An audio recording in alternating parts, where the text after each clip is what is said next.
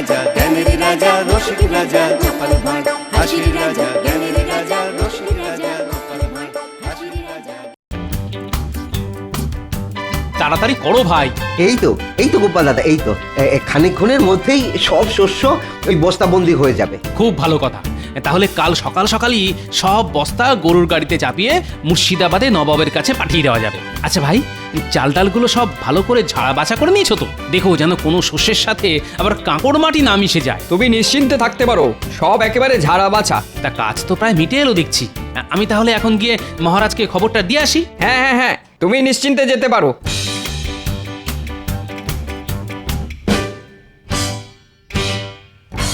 কিরে, কাজ শেষ? আর ঘন্টাখানেকের মধ্যেই হয়ে যাবে। শোন, কিছু বস্তায় শস্যের সাথে কাঁকড় মাটি নুড়ি ভেজাল মিশিয়ে দে। ভেজাল? ভেজাল মেশাবো কেন? তাতে কিছু শস্য বেঁচে যাবে, আর বেঁচে যাওয়া শস্যগুলো আমার বাড়িতে পাঠিয়ে দেবো। দেখো বোকার মতো কেমন দাঁড়িয়ে আছে দেখো। আরে এর জন্যে তোরা বকশিস পাবি। কিন্তু গোপাল দাদা যে বললো। আরে রাখ তোদের গোপাল দাদার কথা। সে ধর্মপুত্র যুধিষ্ঠির হতে পারে, কিন্তু তোদেরও তো বাড়তি কিছু পয়সা দরকার। না না, এরকম খারাপ কাজ আমরা করতে পারবো না। ভালো কথা বললাম, কানে গেল না? তোরা সকলে দেখছি খুব গোপাল দাদার ভক্ত হয়ে উঠেছিস। তাহলে মোট বাড়তি রোজগারের সুযোগকেও যখন হাতছাড়া করলি, তখন ওই বাঁধা মজুরিতেই খেটে মর যত সব।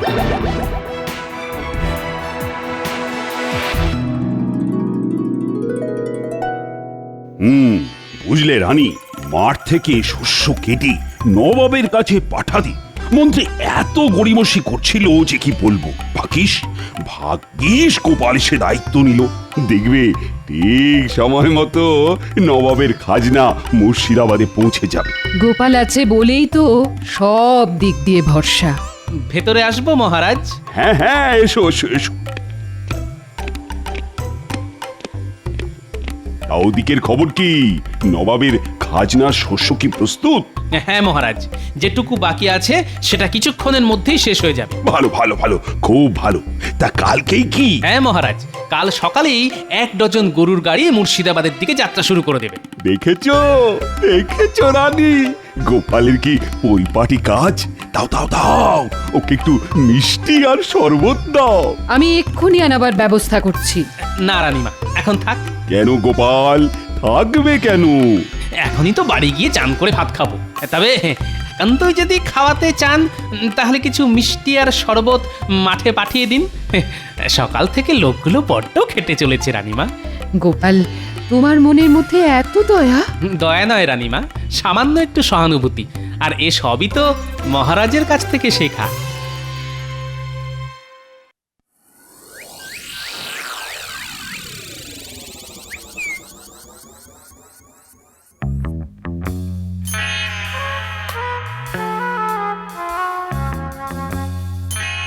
ভেবেছিলাম বস্তায় ভেজাল মিশিয়ে দিয়ে কিছু বাড়তি রোজগার করব, কিন্তু ওই পেট মোটাটার জন্যে আমার সে বাড়া ভাতে ছাই পড়ে গেল।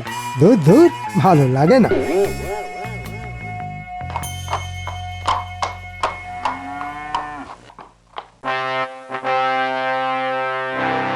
বল কি উজির, খাজনা এসে গেছে? হ্যাঁ হুজুর, এই ফাঁকে নিজের ঢাক নিজেই একটু বাজিয়ে নি। আসবেন না কেন হুজুর? আসলে খাম্বাজ রাজ আর কৃষ্ণচন্দ্রকে এমন ভয় দেখিয়েছিলাম না। ভয় দেখিয়েছিলে? দারুণ ভয় দেখিয়েছিলাম। স্পষ্ট ভাষায় জানিয়ে দিয়েছিলাম যে নির্দিষ্ট সময়ের মধ্যে খাজনা না এসে পৌঁছলে মোটা রকমের জরিমানা করা হবে। বাবা, বহুত খুব। এই না হলে আমার উজির। হ্যাঁ তা উজির, ওই সব চাল ডালগুলো রেখেছো কোথায়? আমাদের সব থেকে বড় ভাড়ারে। নিজের চোখে যদি একবার দেখতেন দিল, তাহলে একেবারে খুশ হয়ে যেত আপনার।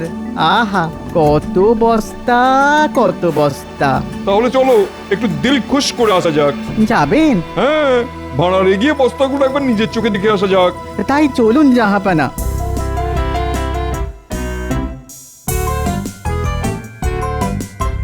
কি হে ভাড়ার রক্ষক, গেলে কোথায়?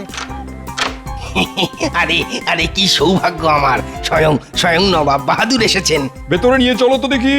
আসুন আসুন জাহাপনা।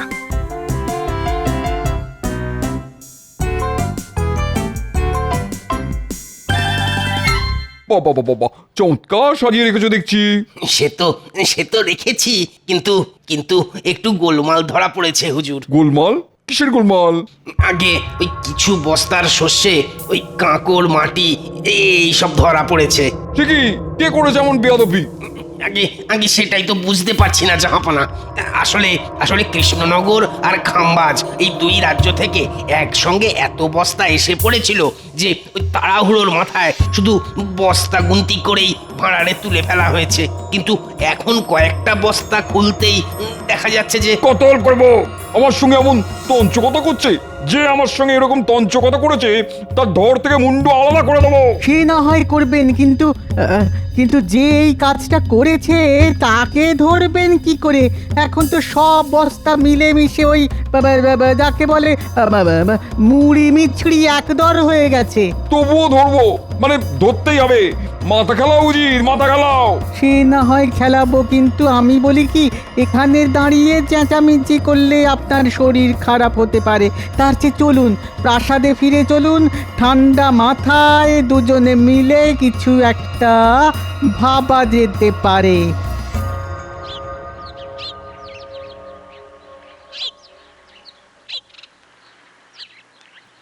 কি গোপাল, বাজার হয়ে গেল? আগে হ্যাঁ। হাতের থলিটা তো দেখছি বড্ড ছোট, তা কি কিনলে? ওই তো কটা আলু, একটা পুঁচকে বেগুন, সামান্য লাউ শাক আর কুচো মাছ। আমার কিন্তু এত কমে আবার হয় না। আমার রোজ গোটা মাছ চাই, টাটকা আনাজপাতি চাই। আসলে আমি তো আর তুমি নই। হ্যাঁ সে তো জানি, আর সেই জন্যই তো ওই বাঁহাতের বাড়তি রোজগারের জন্য সারাক্ষণ ছোক ছোক করেন।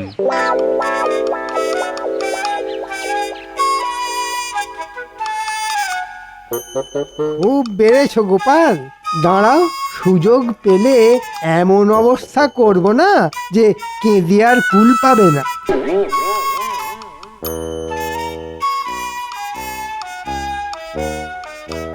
কি হলো উজির, মাথা থেকে কিছু বের হলো? চেষ্টা তো করেই যাচ্ছি হুজুর, কিন্তু কি করে বের হবে? কাবাব আর বিরিয়ানি খেয়ে খেয়ে তো মাথার ঘিলুতে চর্বি জমে গেছে। শোনো, তোমার ভরসাতে না থেকে আমি নিজেই একটা মতলব বের করে ফেলেছি। বের করে ফেলেছেন? বলুন বলুন শুনি, বলুন।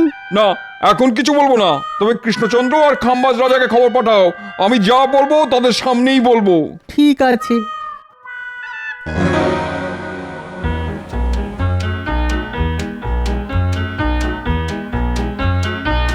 এই যে বুড়ো, একটু যাও তো।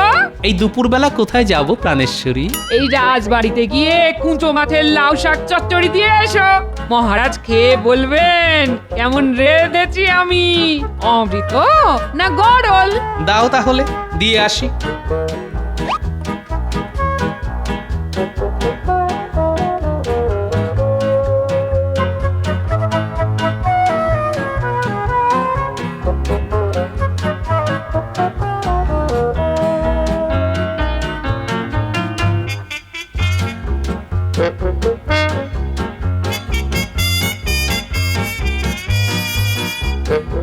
মহারাজ। আরে গোপাল যে, কি খবর? না খবর কিছু নয়, আসলে আপনাদের বৌমা ওই কুঁচো মাছ দিয়ে একটু লাউ শাক চচ্চড়ি করেছে। মহারাজ যদি একটু খেয়ে দেখেন। ও মা, লাউ শাক চচ্চড়ি দাও দাও, আমি খাবো আমি। কিন্তু মহারাজ। উনি তো ভোর বেলাতেই মুর্শিদাবাদ চলে গেছেন। মুর্শিদাবাদ? কিন্তু কাল রাজসভাতে তো কিচ্ছুটি বলেন না। জানলে তো বলবেন। আসলে কাল রাতেই তো খবর পেলেন যে নবাব জরুরি তলব করেছেন। নবাবের জরুরি তলব? ব্যাপারটা কেমন যেন খটোমটো ঠেকছে। ঠিক আছে, বাটিটা রাখুন, খেয়ে বলবেন কেমন রেঁধেছে আমার গিন্নি।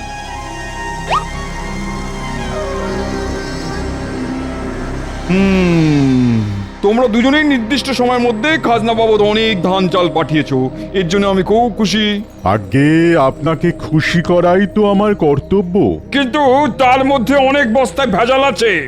মানে মানে অনেক বস্তাতে ধান চালের সঙ্গে কাঁকর মাটি আর নুড়ি মেশানো আছে। সে কি? আমি কিন্তু কোনো ভেজাল বস্তা পাঠাইনি হুজুর। আমিও পাঠাইনি। দুজনেই যদি না পাঠাও তাহলে পাঠালো কে? ভূতে? বলুন বলুন, কে পাঠালো বলুন? ভূতে? সেটা কি করে বলি বলুন তো? এখন সব বস্তা মিলে মিশে গেছে, তাই আসল অপরাধী যে কে সেটা বোঝা যাচ্ছে না। তবে আপনাদের মধ্যে একজন তো পাঠিয়েছেই। তোমরা যদি নিজেদের দোষ স্বীকার করে নাও তাহলে শাস্তি কমে যাবে, আর অস্বীকার করলে কি যে হবে সেটা তোমরা কল্পনাও করতে পারছো না। জানতাম তোমরা নিজের মুখে কেউ দোষ স্বীকার করবে না, তাই আমি এক গুণিনের কাছে গিয়েছিলাম। তিনি আমাকে 2খানা গাছের বীজ দিয়েছেন, আর সেই বীজ এখন আমি তোমাদের দেবো। গাছের বীজ নিয়ে কি করব জাহাপানা? তবে পুঁতবে। গুণিন বলেছেন যার মনের মধ্যে পাপ আছে, মানে যে বস্তায় কাঁকড় মিশিয়েছে, এ বীজ থেকে কখনোই গাছ বের করতে পারবে না। আর যে নির্দোষ, একমাত্র তার বীজ থেকেই গাছ বের হবে। উজির, আদেশ করুন জাহাপানা। ওদের একটা করে বীজ দিয়ে নিজেদের রাজ্যে পাঠিয়ে দাও। আমি এক্ষুনি দুজনের হাতে 2টো বীজ ধরিয়ে দিয়ে যাবার রাস্তাটা দেখিয়ে দিচ্ছি। আর ওদের বলে দিও ঠিক 1 মাস বাদে টপ শুদ্ধ গাছ এনে আমায় দেখাতে হবে। গাছ দেখাতে পারলে বেঁচে গেল, আর না দেখালে মৃত্যু।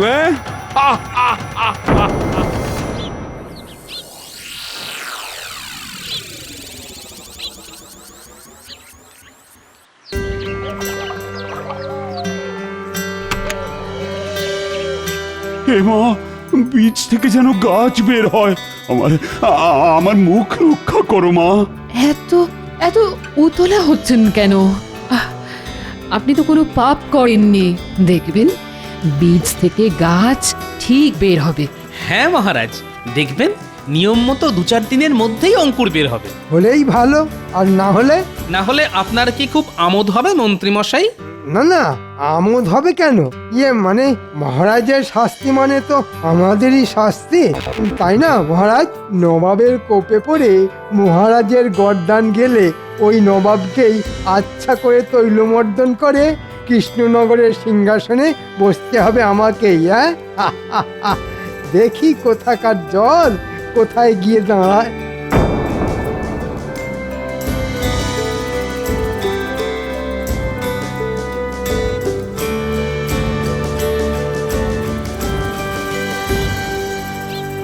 মহারাজ, আমাদের ডেকেছেন? আর ডেকেছেন? আমার তো সর্বনাশ হয়ে গেছে মন্ত্রী। 15 দিন হয়ে গেল। দেখো দেখো, এখনো বীজ থেকে অঙ্কুর বের হয়নি। তাই তো, এটা তো বড় চিন্তার কথা। এই মৌকায় গোপালকে পেঁচে ফেলতে হবে। আচ্ছা গোপাল, এবার তো বস্তা ভরার দায়িত্বে ছিলে তুমি। সত্যি করে বলো তো, তুমি আবার চালে ডালে কাঁকড় মিশিয়ে দাওনি তো? কি বলছেন আপনি? আরে চালে ডালে আমি কেন কাকড় মেশাতে যাব? না মানে মানুষের মন তো, হয়তো লোভে পড়ে এমনটা করে ফেলেছো। এটা করে আমার লাভ? এ তো খুব সোজা অঙ্ক। মানে যতখানি কাঁকড় মেশালে ততখানি চাল ডাল নিয়ে গিয়ে ঘরে তুলে ফেললে। বাজে কথা মহারাজ, বিশ্বাস করুন এমন কাজ আমি করিনি মহারাজ। তাহলে 15 দিন কেটে যাবার পরও বীজ থেকে অঙ্কুর বের হচ্ছে না কেন? কেমন দিলাম গোপাল? সেদিন বাজারে আমার বাহাতের বাড়তি রোজগার করা নিয়ে অনেক কথা শুনিয়েছিলে। এবার ঠেলা সামলাও। কি হলো গোপাল, তুমি তো এত কথা বলো, তা এখন চুপ করে আছো কেন? আমার মনে হয় বীজটা নিষ্ফলা, মানে বন্ধা। এ বীজ থেকে গাছ হবে না মহারাজ। কে আমার বীজ বিশারদ এলেন রে? অমনি ফট করে বলে দিলেন এটা নিষ্ফলা বন্ধা বীজ। বলি, বীজ আবার কখনো বন্ধা হয় নাকি? হয় মন্ত্রী মশাই, বীজকে নুন জলে 2-1 দিন ভিজিয়ে রাখলেই বীজ বন্ধা হয়ে যায়। নবাবের আর খেয়ে দে কাজ নেই, তিনি এত সব করতে যাবেন। আর তিনি এসব করতে যাবেনি বা কেন? হয়তো তার অন্য কোনো উদ্দেশ্য আছে। আর একটাও বাজে কথা নয়, আমি বেশ বুঝতে পেরেছি। এইসব কুকাজের মূলে হচ্ছে তুমি। উফ, আমার না মাথার চুল ছিঁড়তে ইচ্ছা করছে। কেন যে তোমার মতো একটা জোচ্চোরের হাতে আমি এই দায়িত্ব দিয়েছিলাম। মহারাজ, আমি এখনো বলছি আমি নির্দোষ। আবার কথা, যাও যাও, এই মুহূর্তে দূর হয়ে যাও আমার চোখের সামনে থেকে। কি হলো, মহারাজের কথা তোমার কানে গেল না? যাও, চলে যাও। আর যাবার আগে শুনে যাও, আমি কিন্তু তোমায় সঙ্গে করে মুর্শিদাবাদে নিয়ে যাব। নবাবকে বলে যথাযথ শাস্তির ব্যবস্থা করব তোমার। যাও যাও। দেখলেন তো মহারাজ, আমার কিঞ্চিত দেরি হচ্ছিল বলে কার হাতে তুলে দিয়েছিলেন এত বড় দায়িত্ব। কি হলো মহারাজ, কিছু বলুন। আচ্ছা মন্ত্রী, গোপালের কথা মতো বীজটা কি সত্যি সত্যি নিষ্ফলা? মানে বিজ্ঞানীও এখনো কৃষ্ণনগরে নেই। সে থাকলে না হয় তাকে দিয়ে পরীক্ষা করিয়ে নেওয়া যেত। এখন এখন যে কি করি? এসব নিয়ে কোনো চিন্তা করবেন না মহারাজ, আরে আমি তো আছি, আপনার মুশকিল আসান। শুনুন, আমি এক বীজ বিশারদকে চিনি। হ্যাঁ, তাই নাকি? হ্যাঁ, সে যেন তেন প্রকারেণ এই বীজ থেকে ঠিক গাছ বের করে দেবে, আর সেই গাছ নিয়ে আপনি ড্যাং ডেঙিয়ে নবাবের কাছে গিয়ে নিজেকে নির্দোষ প্রমাণ করে আসবেন। তাহলে আর দেরি করছো কেন? যাও যাও যাও, এক্ষুনি তার কাছে যাও। কিন্তু সে তো খালি হাতে কিছু করতে চাইবে না। তো কত দিতে হবে তাকে? ধরুন এই 500 মোহর। ঠিক আছে ঠিক আছে, রাজকোষ থেকে নিয়ে যাও। যথা আজ্ঞা মহারাজ। হ্যাঁ, কেমন ফোকটছে 500 মোহর রোজগার হয়ে গেল। একেই বলে কারো সর্বনাশ আর কারো পৌষ মাস। হ্যাঁ,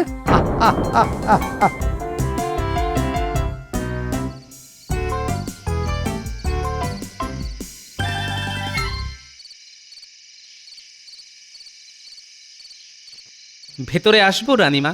হ্যাঁ হ্যাঁ, এসো। আচ্ছা গোপাল, এসব কি শুনছি? তুমি নাকি... বিশ্বাস করুন রানীমা, আমি নির্দোষ। ওই মন্ত্রীর কথা শুনে... সেটা আমিও বুঝতে পেরেছি, কিন্তু উপায়... আমি মহারাজকেও বলেছি, এখন আপনাকেও বলছি, নবাব কোনো বন্ধা বীজ দিয়ে মহারাজের সততা পরীক্ষা করতে চাইছেন। ওদিকে মন্ত্রী তো মহারাজের কাছ থেকে 500 মোহর নিয়ে একটা গাছ নিয়ে এসেছে। সেটা একবার দেখতে পারি? এসো আমার সঙ্গে। কি, এ তো লাউ গাছ। কিন্তু নবাব যেটা দিয়েছিলেন সেটা তো যতদূর মনে হয়েছিল তেঁতুল গাছের বীজ। তাই তো রানীমা, আমি হলফ করে বলতে পারি এ গাছ নিয়ে গেলে মহারাজ কিন্তু ধনে প্রাণে মারা যাবেন। তাহলে কি করব এখন? মহারাজের যাবার দিন যেমন করেই হোক টপ থেকে এই গাছটা উপড়ে ফেলে দেবেন। আমি এখন যাই রানীমা, যে কোনো মুহূর্তে মহারাজ আবার এসে পড়তে পারেন।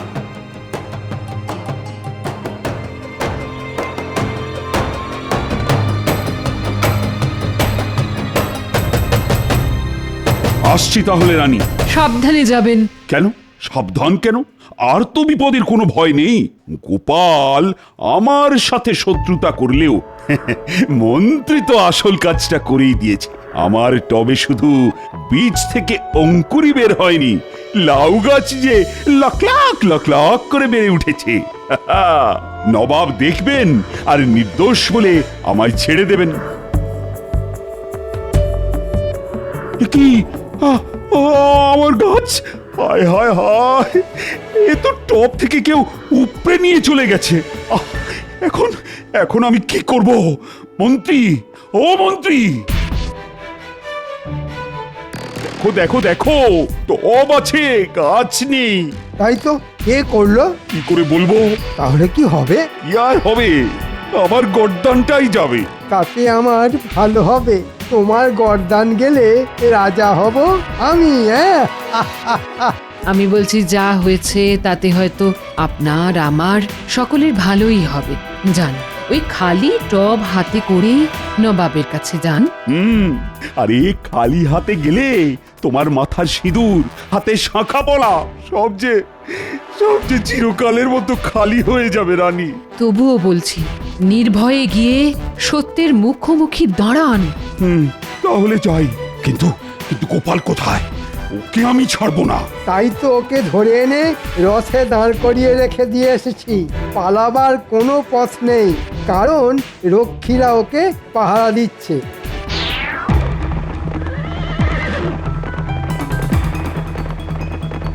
গোপাল, আজই মনে হচ্ছে তোমার শেষ দিন। কারণ আমার ঘাড়ে দোষ এসে পড়লে আমি কিন্তু সব দোষ তোমার ঘাড়ে চাপিয়ে দেব। যথা আজ্ঞা মহারাজ। তবে একটা কথা, যা ঘটেছে সেটাই বলবেন, কারণ চিরকাল সত্যেরই জয় হয় মহারাজ। এই তুমি থামাতা।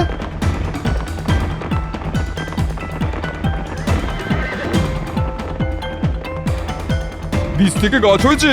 হ্যাঁ মহারাজ, এই এতখানি একটা তেঁতুল গাছ। বহুত খুব নিয়ে এসো নিয়ে এসো। মন্ত্রী, গাছ নিয়ে এসো। এই যে হুজুর। বহুত খুব।